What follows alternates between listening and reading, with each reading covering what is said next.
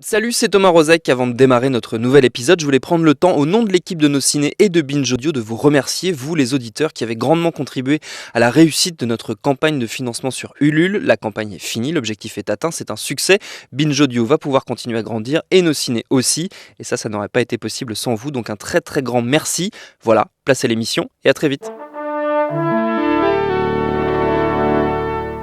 Bonjour.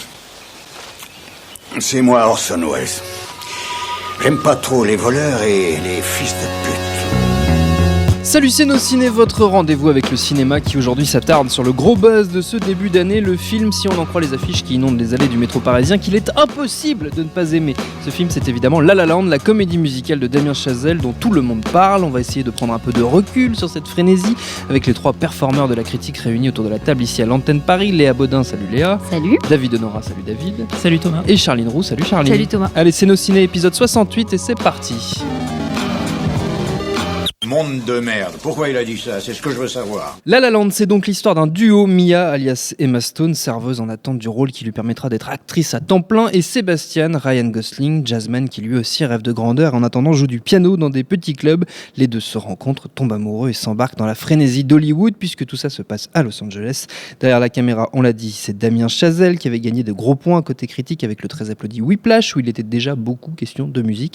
D'ailleurs, J.K. Simmons qui tenait l'un des rôles principaux de Whiplash est de retour dans La La Land aux côtés entre autres de John Legend, Rosemary DeWitt ou Cali Hernandez.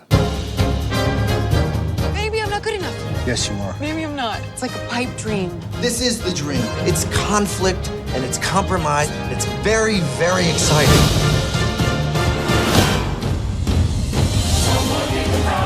Alors si on en croit les avis dithyrambiques d'une partie de la presse, on a ici affaire à la meilleure comédie musicale depuis Chantons sous la pluie, tant qu'à faire. Alors j'ai du mal à croire que sans Gene Kelly on puisse faire quoi que ce soit d'approchant, mais peut-être partagez-vous cet enthousiasme autour de la table, à vous de me le dire qui commence. Charline, tu souris, tu ris. Tu es. Comme je suis. Le mot qui me semble le plus adéquat pour ce film est délicieux, vraiment. Non mais je vois petit macaron la durée. Exactement. Enfin non, c'est un peu trop moins sucré quand même. D'accord. Ça a l'air pourtant sucré. Hein. Ça l'est pas vraiment en fait. Ce qui est assez malin, notamment sur tout le début du film, c'est que tous ces moments chantés qui pourraient justement être trop sucrés, trop romantiques, sont systématiquement cassés par une incursion soit du réel pas très sympa, soit d'éléments extrêmement triviaux dans les scènes, ce qui rend tout ceci, en plus d'être assez beau, assez drôle. Chazelle a un vrai talent pour filmer la musique, vraiment. Après qu'on aime le genre comédie musicale ou pas, il y a un côté un peu, c'est comme quand quelqu'un vous dit fais donc de la luminérothérapie, ça te fera du bien. C'est-à-dire que même si on n'y croit pas, ça vous fera pas de mal d'y aller en fait. C'est ça que je veux dire. J'ai été charmée pendant tout le film, pendant tout le début du film, et les 10 minutes de fin m'ont carrément au-delà d'enchanté. Les 10 dernières minutes sont non, je ne spoil pas. Pourquoi tu parce que c'est pas très sympa. C'est-à-dire que les 10 dernières minutes du film sont absolument magiques, tant sur le niveau de la réalisation que sur la fin de l'histoire, qui est pas non plus révolutionnaire, mais c'est vraiment absolument charmant. Il y a un vrai travail sur non pas la couleur, mais les couleurs, et pas la lumière, mais les lumières. Les deux sont absolument à croquer. Je trouve Emma Stone très bien, hein, comme tout le temps. Je trouve que lui, Ryan Gosling, est vraiment un cran au-dessus, si je peux me permettre. Il y a un côté feel-good movie et en même temps avec un vrai supplément d'âme. Le film est absolument pas agaçant. Les chansons sont évidemment très très réussies. Après, si j'ai juste une réserve, on sent le potentiel de haters qui va pas tarder à arriver, se ruer sur ce film. Il est même déjà là. Il est là, c'est David Honora. Alors, en revanche, ce que je peux juste dire, c'est que l'appellation qu'on voit partout sur les affiches, le meilleur film de 2017, est un truc hyper lourd à faire porter. En janvier 2017, c'est un truc qui est trop lourd à faire porter à ce film qui ne mérite pas cette appellation, qui va le plomber en fait. Voilà. Léa. Moi, je suis absolument conquise. Je suis comme Charline. Je suis tombée amoureuse de ce couple instantanément. C'est vrai que... Alors moi, je trouve qu'Emma Stone, au contraire, livre une performance qui est complètement époustouflante et je pense que... Enfin, j'espère qu'elle va avoir l'Oscar. Enfin, pour tout vous dire, j'espère que le film va avoir absolument tous les Oscars pour lesquels il est nommé. Il est calibré pour, j'ai bien l'impression. Il est totalement calibré pour, mais ce qui fait du bien, c'est que c'est un vrai bon film. Ce qui est quand même pas toujours le cas dans les nominations aux Oscars. Et... Non, moi, c'est ce que je trouve extraordinairement réussi. J'étais pas une très grande fan de Whiplash parce que je trouvais ça très froid, même si c'était volontaire au vu du sujet. Mais Là, il y a une vraie émotion, mais de bout en bout. Et c'est un tourbillon et la mise en scène est incroyable. La mise en scène, c'est pas que les mouvements de caméra, c'est vraiment les décors, les costumes, la musique est vraiment génialissime. Enfin, il travaille toujours avec le même compositeur qui est un copain de lycée, je crois, ou d'université. Et on sent que en fait toute l'équipe du film est au diapason et franchement, enfin. Quand on lit la critique du Time sur les affiches, qui est proche de la perfection, moi, je trouve que vraiment le film est assez proche de la perfection et il est jamais agaçant, jamais. Après, c'est un vrai film qui est taillé pour les Oscars. Les Oscars, c'est fait pour récompenser les films. Et là, c'est un film qui rend hommage au cinéma. Oui. Donc, de toute façon, on savait qu'il y serait. Parce que tous les bons films ne parlent pas de cinéma, quelque part. Mais en même temps, c'est plus que ça. Voilà. C'est pas qu'un film qui parle de cinéma. Enfin, il y a plein de choses. C'est vrai que c'est aussi un film qui gagne à être revu. Moi, pour le coup, j'ai eu la chance de le revoir déjà une deuxième fois et en IMAX en plus. Donc, c'était juste une expérience magique. Et il y a plein de sous-textes, il y a plein de choses. Enfin, on peut vraiment y trouver ce qu'on veut. Et franchement, il faut juste se laisser emporter parce que pour moi, c'est un vrai tour de force, ce film, franchement. David, la voix de la discorde autour de cette table. Oui, alors, tu vas mettre un peu d'eau dans ce vin. Taillé pour les Oscars. Effectivement, c'est un film pour Hollywood qui parle d'Hollywood.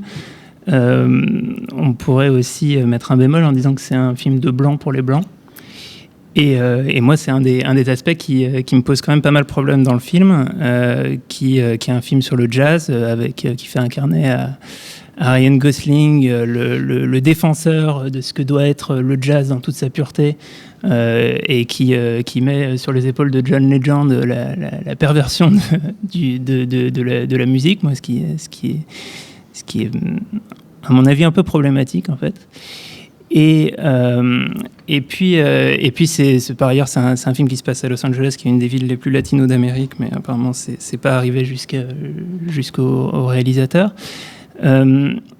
Ce qui me déçoit en fait, au-delà du fait que par ailleurs c'est un film plaisant, il y a une très bonne BO, comme on l'a dit, Damien Chazelle sait filmer la musique, sait faire voir la musique, la faire ressentir par la mise en scène, par le montage essentiellement, et c'est des qualités qu'on avait déjà pu voir dans Whiplash. Le problème, c'est qu'il fait un film finalement qui n'est rien d'autre que ce qu'aurait pu être une comédie musicale il y a 50 ans, et qui en reste en fait dans une sorte de pastiche. Pour moi, je vois pas ce que ce film apporte en 2017, et du coup je le compare à ses aînés. On a parlé de Chantons sous la pluie, mais on peut parler de All That Jazz ou de films comme ça. Quand on le compare à ces aînés-là, le film n'est pas du tout à la hauteur de ses aînés, quoi. Mais est-ce que ça lorgne pas plutôt du côté de la comédie musicale à la française que de la comédie musicale hollywoodienne, en tout cas sur les influences comédie musicale? Après, il y a un côté hommage à Hollywood. Après, ce que je trouve super dur dans ce que tu dis, c'est comédie musicale à la française. Tu parles des Demoiselles, Notre-Dame de Paris ou des Demoiselles de Rochefort? mais je vais te frapper, Thomas Rozek. C'est juste pour être sûr. Mais je trouve ça super dur, l'accusation on fait incarner à Ryan Gosling cette image du jazz hyper pur et dur, et à John Legend, le mec qui vient pervertir. Tous les styles de musique en prennent pour leur grade. C'est-à-dire que la vanne sur la pop musique très blanche, quand la scène où Emma Stone lui demande, je sais plus si c'est dans un mariage ou je sais plus quelle fête, de jouer Iron, cette espèce de truc super blanc, super pop blanche anglaise de je sais plus quel One Hit Wonder, et que derrière elle l'appelle George Michael. C'est pareil. Enfin, il y a la même distribution pour moi sur la musique, et ce qui est bien, ce qui l'est pas. Et après, je trouve vraiment cette accusation super dure, en fait. Et moi, là où je suis pas non plus complètement d'accord, c'est que le personnage de Ryan Gosling, il est quand même extrêmement cynique. Il est toujours, pour moi, il y a un énorme recul justement du réalisateur vis-à-vis de son sujet. Et en même temps, il parle un peu de lui. Donc, nécessairement, je pense que on a un personnage qui est blanc. C'est pas, je pense pas qu'il y ait une volonté d'occulter. C'est toujours très cynique. Le passage où justement il dit qu'il y a le bar à tapas ou je sais plus trop quoi là, c'est quand même très. Je veux dire, c'est pas. tout est quand même toujours subtil et il y a pas un truc de... Je pense pas qu'il y ait du tout cette volonté de rendre le Hollywood blanc en même temps, Hollywood, c'est... Enfin, je veux dire, il n'y a pas de diversité à Hollywood, donc à partir de là... Et justement, le film est extrêmement nostalgique, mais moi, me paraît justement nostalgique d'une époque où la diversité ne pouvait pas exister. Alors là où c'est intéressant, c'est que, pour le coup, moi, j'ai eu la chance d'en parler avec Damien Chazelle la semaine dernière, et lui, ce qu'il m'expliquait, c'est que sa volonté, c'était aussi de faire un film critique sur la nostalgie. Et je trouve que, en particulier au deuxième visionnage, c'est quelque chose qu'on sent assez bien dans le film, en fait. Je trouve qu'il y a beaucoup d'ironie. Vraiment, quand je dis les incursions du réel ou de la trivialité dans des scènes d'ultra-romantisme ou d'ultra-chanson où normalement on ne coupe pas la chanteuse quand elle est en train de faire son solo ou on ne coupe pas une actrice quand elle est en pleine scène d'émotion.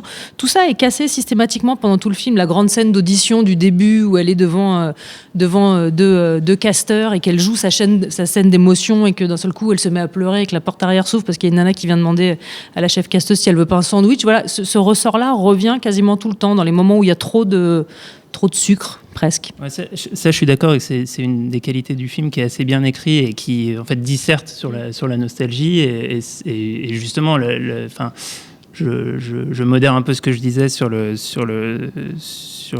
rapport au jazz qui paraissait caricatural. C'est pas aussi net que ça et justement, c'est mis en question. Est-ce que la musique doit évoluer, comment elle doit évoluer, etc. Après, moi, c'est aussi une réflexion sur le cinéma, je pense. Ouais, c'est vrai. Après les autres réserves que j'ai sur le film, c'est aussi des réserves sur la mise en scène. Il y a une scène de dispute très importante au cœur du film qui est avec une musique très discrète. À un moment, le film fait la critique du jazz qui est devenu une musique d'ascenseur et ironiquement, on se retrouve un peu avec ce type de musique. Et j'ai l'impression que quand la musique est pas là pour porter son montage et son découpage et sa mise en scène, il se retrouve un peu perdu et cette scène est développée entièrement en chant contre chant de manière très plate. Ce qui peut être un choix de mise en scène, justement, parce que c'est un basculement aussi. De faire un basculement, mais sans vouloir spoiler pour moi, est surtout un manque d'idée de mise en scène. C'est-à-dire que du coup, dans une des rares... Enfin, en fait, dans la scène inaugurale, qui est une scène hyper flamboyante, dans la mise en scène avec énormément de mouvements de caméra, avec de la danse, parce que ça, pour moi, c'est le deuxième gros problème du film, qui est une comédie musicale avec deux acteurs principaux qui ne savent pas danser. Donc, ils s'en cachent même pas. C'est-à-dire, comme ils savent pas danser, ils dansent pas, donc ils marchent en rythme. Mais c'est quand même un problème. Mais c'est vrai que quand on revient sur Gene Kelly et quand on revoit Chantons sous la pluie, on est ébloui. Et pour le coup, la caméra fait pas grand-chose. Elle reste en plan large et en plan séquence, et elle suit des danseurs extraordinaires. Voilà, là, on fait porter une comédie musicale par deux acteurs qui savent pas danser. Oui, mais je trouve qu'encore une fois, ça marche dans ce côté. Ce qui est magique va être cassé par un truc trivial et inversement aussi. Le fait qu'ils sachent pas danser, moi, ça me dérange absolument pas. Je trouve ça même plutôt mignon et gauche. Et d'ailleurs, les scènes où ils dansent, c'est des espèces de scènes de séduction dans lesquelles ils sont justement mignons et très très gauche. Et cette scène de dispute dont tu parles, pour moi, c'est le tournant du film, en fait. C'est effectivement la seule scène où on n'entend pas beaucoup la musique, en fait, et où il se passe un vrai truc, qui est la vraie incursion du réel dans leur histoire à eux, parce que tout le reste, on sait pas trop, en fait, où se situer. Donc, je trouve ça plutôt malin. Et la scène inaugurale dont tu parles, effectivement, ça chante, ça danse, c'est flamboyant, mais c'est quand même une scène d'embouteillage. Donc, encore une fois, il y a une espèce de truc à deux étages, de regarder comme c'est beau, regarder comme il chante, regarder comme il fait beau, regarder comme il y a de la couleur, et on est en plein milieu de voitures qui sont cul à cul. Donc, je trouve que ce mélange marche assez bien. Voilà, et après, il y a plein d'idées intéressantes quand même dans le film, notamment au niveau des couleurs. Et là c'est alors le film sort même dans un format inaugure un nouveau format. Supercolor, ou je ne sais le nom. Il y a Color dedans. Je suis à peu près certain. Il est projeté dans quelques salles à Paris dans ce format-là. Ça peut valoir le coup d'aller découvrir ça. Je crois que c'est 4 salles Gaumont. Et puis par ailleurs, voilà, il y a tout un. Mais pour moi, un discours un peu cynique sur Hollywood qui est un peu rebattu, quoi. Le côté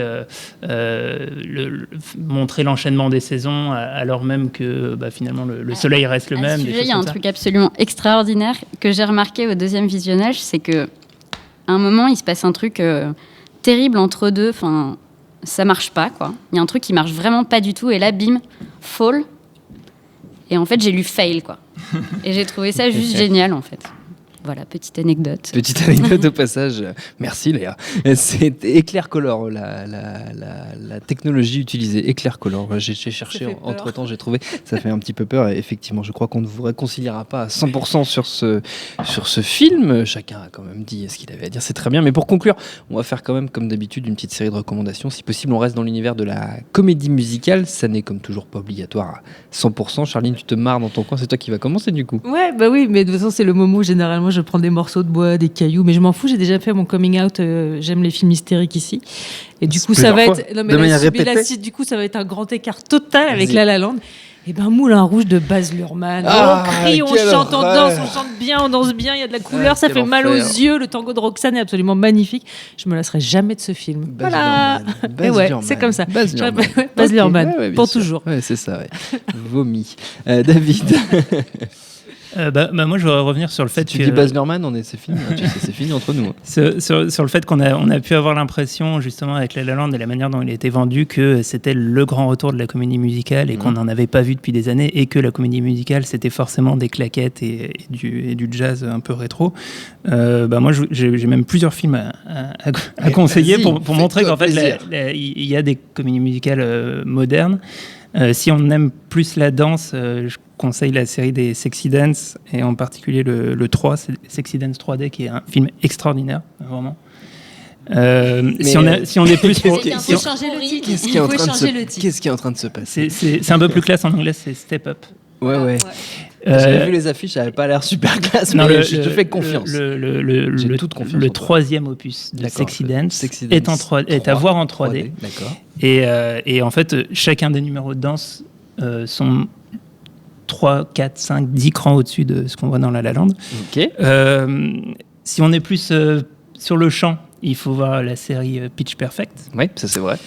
The Hit Girls, titre français complètement pourri. Tout à fait. Et puis après, une des raisons aussi pour laquelle le genre des comédies musicales a un peu régressé et disparu du cinéma, même si c'est un des genres fondateurs. Scorsese le classe à côté des westerns et des films de gangsters comme vraiment les films, le troisième genre essentiel à Hollywood. Si ça a un peu disparu, c'est aussi parce qu'en fait, entre-temps, il y a eu MTV, il y a eu les clips et le fait de mettre la musique en image, ça existe d'une autre manière. Et je conseille de voir ce qui est un film, c'est Lemonade de Beyoncé, oui. qui est un film à part entière. Et j'aimerais bien en fait voir des films au cinéma avec ce genre de stars qui utiliseraient en fait le format cinéma, de faire un film de 1h30, 2 heures.